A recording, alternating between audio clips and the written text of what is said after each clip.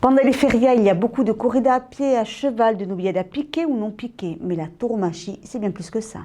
Et c'est ce que le club taurin Boletero de Dax souhaite faire découvrir à travers un nouveau spectacle sans châtiment ni mise à mort, appelé tauromachie.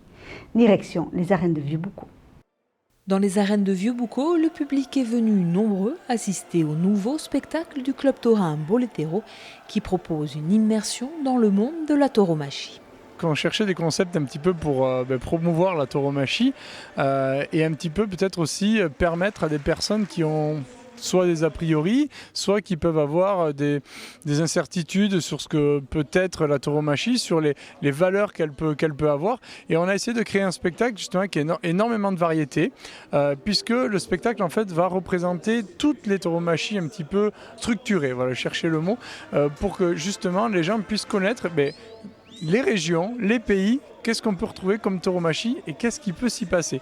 Au cours de la soirée, écarteurs et sauteurs landais, mais aussi raseteurs camarguais et recortadores espagnols se sont succédés dans l'arène, représentant la tauromachie à cuerpo limpio, c'est-à-dire sans accessoires, ni cap ou muleta pour affronter vaches et taureaux, une tauromachie populaire, sans mise à mort, mais non sans risque.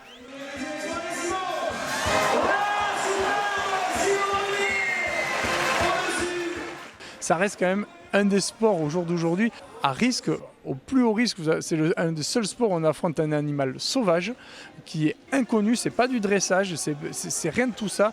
Il faut que les acteurs soient vraiment des vrais toreros, des vrais artistes et en même temps des vrais techniciens. Et tout ça derrière, il y a des performances artistiques, techniques et bien sûr un ensemble un petit peu à part qui crée l'identité de la tauromachie.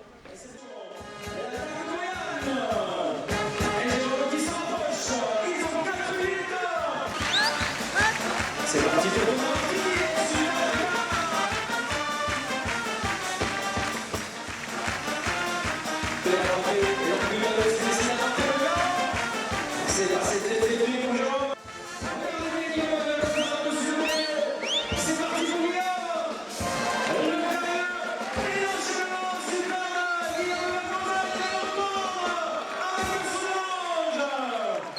Les meilleurs acteurs du moment, dans leur discipline, ont fait montre de tout leur talent et leur courage.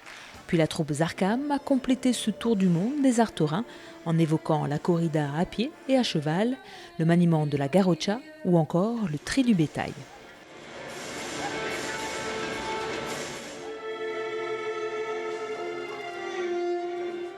Des tableaux esthétiques mais aussi techniques mêlant plusieurs arts où la complicité avec l'animal est plus qu'évidente, offrant au public de puristes et de novices des moments d'émotion et d'étonnement.